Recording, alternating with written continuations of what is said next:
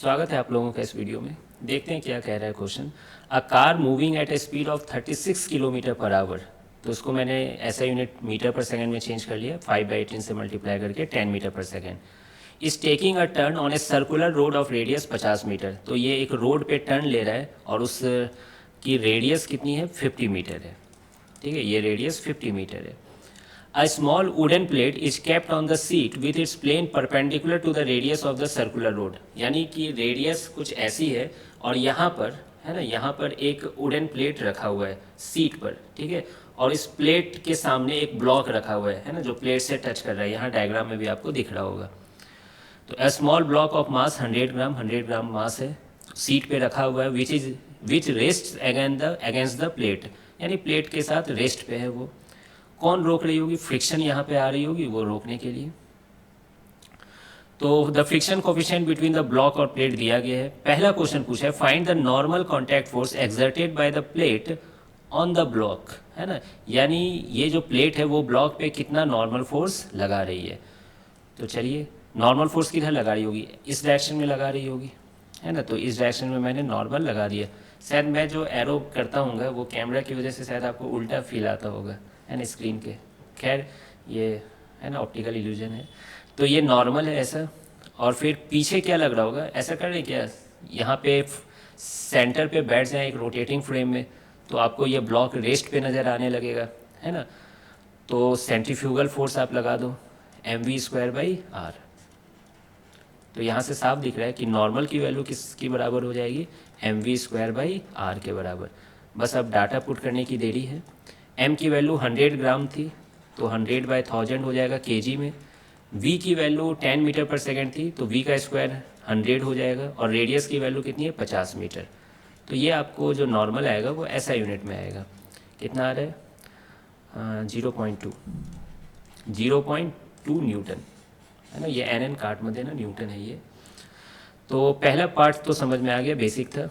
दूसरा पार्ट अच्छा है, वो देखिए क्या कह रहा है। The plate is slowly turned so that the angle between the normal to the plate and the radius of the road slowly increases. यानी प्लेट को टर्न किया जा रहा है, और इस तरह से टर्न किया जा रहा है कि नॉर्मल जो प्लेट की है और रेडियस जो रोड की है उसके बीच की एंगल धीरे धीरे बढ़ रही है।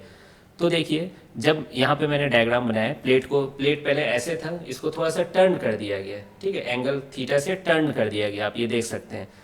तो क्या नॉर्मल इधर ही लगेगी और रेडियस इधर ही है ना, यही तो रेडियस है।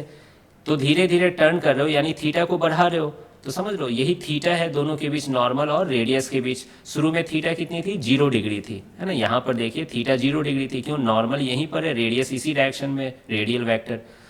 तो थीटा 0 डिग्री थी, और धीरे धीरे उसको टिल्ट किया जा रहा है। तो पूछा जा रहा है find the angle eight which the block will just start sliding on the plate. तो किस एंगल पे ब्लॉक स्लाइडिंग करना शुरू हो जाएगा।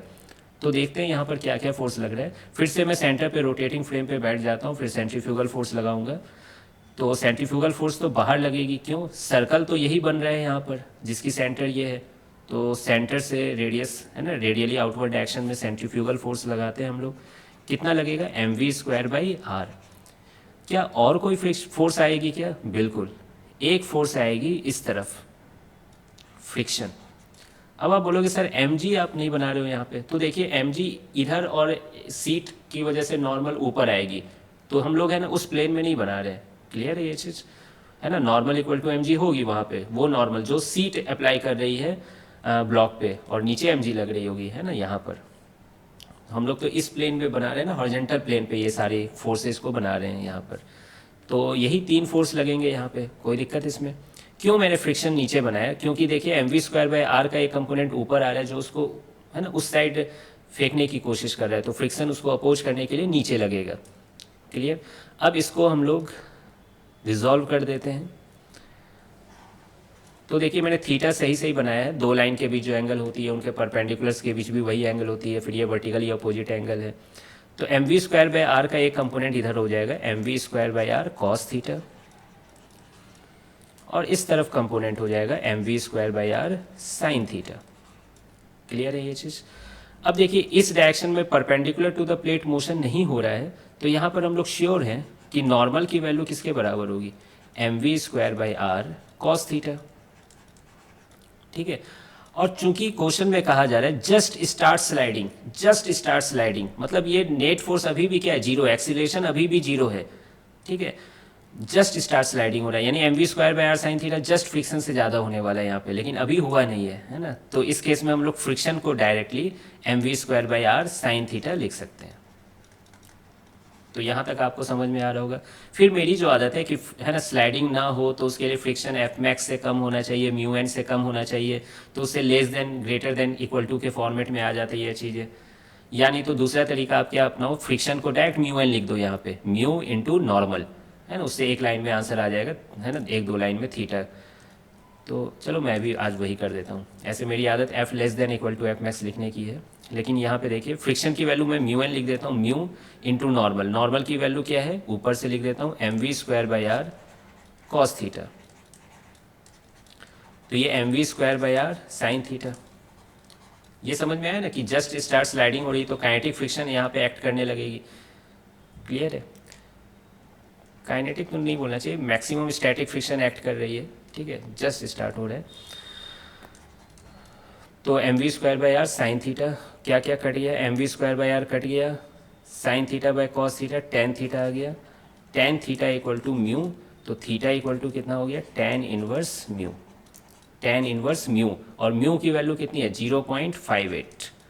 अब आपको थोड़ा सा यहाँ पर कैलकुलेटर का सहारा लेना होगा, क्योंकि टेन इनवर्स 0.58 एक कोई अच्छा एंगल तो नहीं हो रहा है यहाँ पर, है ना। तो ये लगभग 30.11 डिग्री आ रहा है, ठीक है, मैंने कैलकुलेटर से कैलकुलेट किया। क्लियर? अब एस में आंसर इसी को अप्रॉक्स करके 30 डिग्री दिया हुआ है। क्लियर है ये चीज़, इसी को अप्रॉक्स किया हुआ है।